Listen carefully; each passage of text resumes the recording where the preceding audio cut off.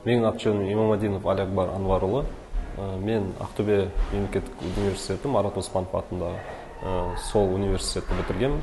Атырау қаласында 2020 жылдан бері жұмыс жасаймын. Интернатураны терапия мамандығы бойынша, ал резидентураны анестезия және реанимация мамандығы бойынша аяқтағанмын. Осылай қазір онкология диспансерында Атырау облысында осында еңбек етіп келе жатырмын. Осымен 3-ші жыл осы мекемеде жұмыс жасап келе жатқаныма. Мамандық енді менің ойымша әр мамандық өзінше қиын болып есептелінеді. Бұл мамандықта сол қиын мамандықтар қатарынан деп есептеймін. Себебі мұнда деген анестезия реанимацияда тек қана бір жерге қарамайсың, толығымен бүкіл саланы қарау керек болады. Ми, бауыр, өкпе, жүрек, соның бәрін есептеп, соның бәрін түсініп, жаңағыдай коррекцияларын жасап, пациенттерді жаңа өміріне араға түсеміз. Енді жаңағыдай айтып кеткенде, анестезия бұл көп компоненттен тұратын жағдай болып есептелінеді, состояние пациенттің. Бұл препараттар қатарында жаңағыдай ұйықтататын дәрі, ол тек қана ұйықтатады, бірақ обезболивать етпейді, немесе жаңағыдай қимылдауын, тыныс алуын бәрін сақтап қалады. Сондықтан бұл жерде көп препараттар қолданады. Бұл обезболивающий препараттар, наркотический препараттар, босаңсытатын және релаксант препараттары, және де седация жасайтын препараттар. Соның бәрі общий бір нені құрастырады, операцияға сай бір жағдайды, пациенттің жағдайын. Сол жағдайда біздер ұстап отыруымыз қажет. Және бұл препараттар, айта кетейін, қазіргі заманға сай көптеген клиникалық зерттеулерден өткен, зиянды және зиянсыз жақтар бәрі уже белгілі препараттар. Сондықтан анестезиядан қорқудың қажеті жоқ.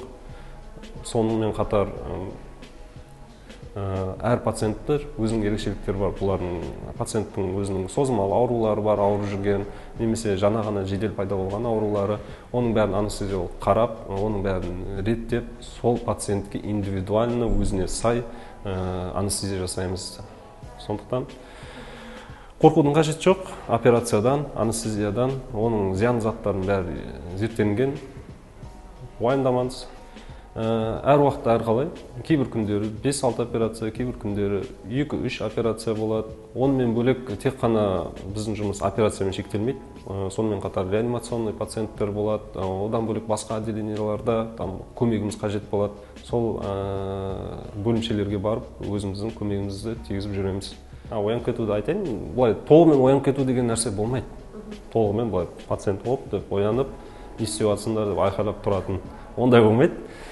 Просто жаңағыдай не істеуі мүмкін, өзі демалып бастауы мүмкін, немесе шамалы қол аяқтары қимылдап бастауы мүмкін.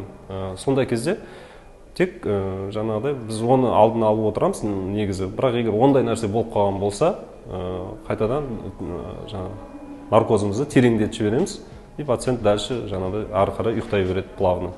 Жалпы біздерде халық қалай тек ауырған кезде барады больницаға, жаңағыдай мекемелерге, тек ауырып бастаған кезде де ұзақ жүреді, шыдап. Енді өзімізде осы қазақпыз ғой, көреміз, жаңағыдай тума-туыстарымыз да, оларды сонымен арттарына сүйреп жүрмін, барыңыз, қараңыз, анализ тапсырыңыз, маған көрсетіңіз, болмаса мен өзім қарайын деп.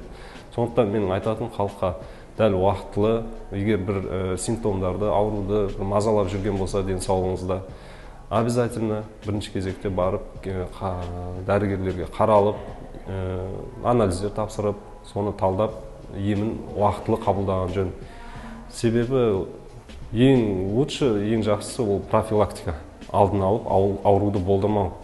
Чем ауырып, оны деген өршітіп жіберіп, кейін ем іздеп жүргенше. Сондықтан мен айтарым, әрдайым халық тек жаңағыдай алдын алып жүрген дұрыс. Сонымен қатар, мұнда онкологияда бізде ашық есік күндері өтеді.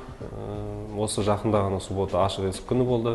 Осында білікті мамандар келіп, жиналып, пациенттерді қабылдайды. Сол кезде, егер бір мазалап жүрген сұрақтар болса, мен халыққа айтарым, обязательно порядке келіп, қаралып, тексеріліп, өзіңіз үшін біліп кетіңіз.